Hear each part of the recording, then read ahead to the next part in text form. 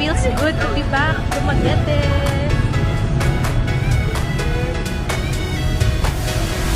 Sa una na mga boutique din ha. But the last time na niadto ko din ha, more on mga law offices, law firms ako nakita. Napud sila ka ng murag Korean studio there, pero wala pa ako nakatry din ha ever.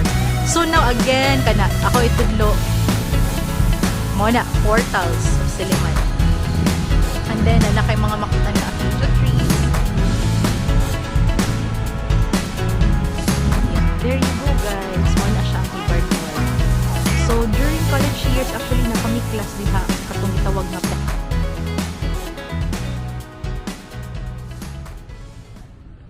So before sa kumuhawa din hulingkod sa ako sa amphitheater. Kay di kay na ko ni siya ma-enjoy nga place sa una for some reasons. Siguro sa ka-busy lang yun. So musunta ning uban nga mga college students here nga dinhi sila galingkod lang. And there you have it. Wala niya kataonan nga part because ipakita na jud nako ninyo asa jud ni permi nga mag-class sa una. One thing. Okay.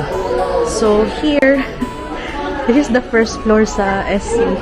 Oh my God, guys! Tanaw! Oh my God, look at those students! Look at those students, guys! Guys, ingana ko sa una. Pero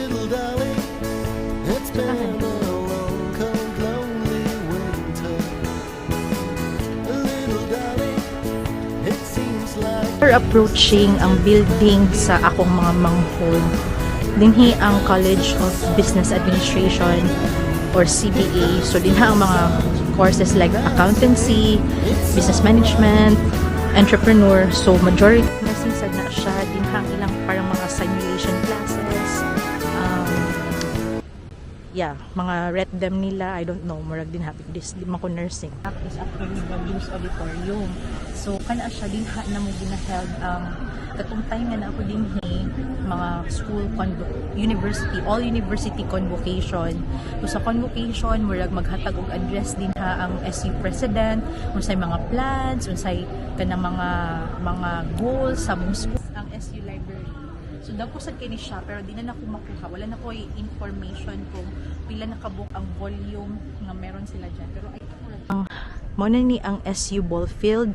So every time na intramurals dinhi ang mga baseball nga event. Sa pa ba? Yeah, baseball. And then there you have the school gym. So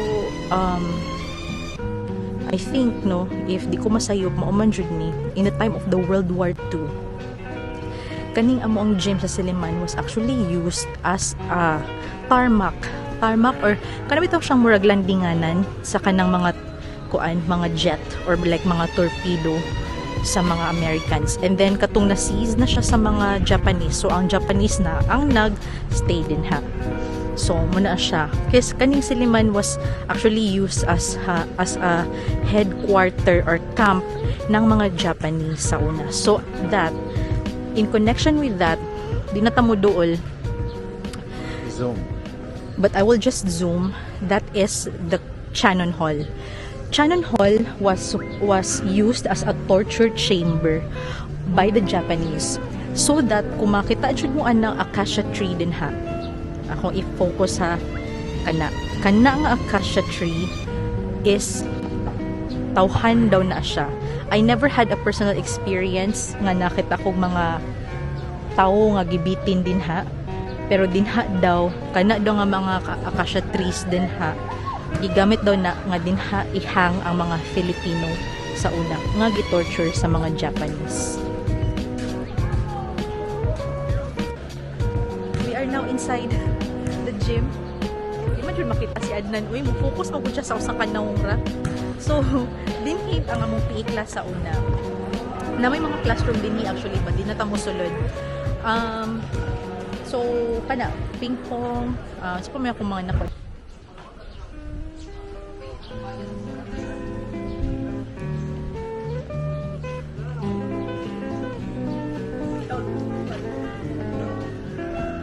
So karon na ta sa OG nga tempurahan ni Bossing. Ako Iha kay squid roll. Ako kay tulo ka tempura. Okay. So, since college pa ko, mao nang yun ni ang isa sa mga naabtan na ako nga ito ani popular thing here in Siliman, and that's eating tempura ni bossing. And noon man gud siya sikat siya because na siya katong different levels na siya from level 1 to level 5. I've tried all levels, pero level 5 is really too much. Your tongue will burn, your gut will burn, and your anus will burn. Honestly. So, ang pinaka-enjoyable niya nga level is level 3. That's why.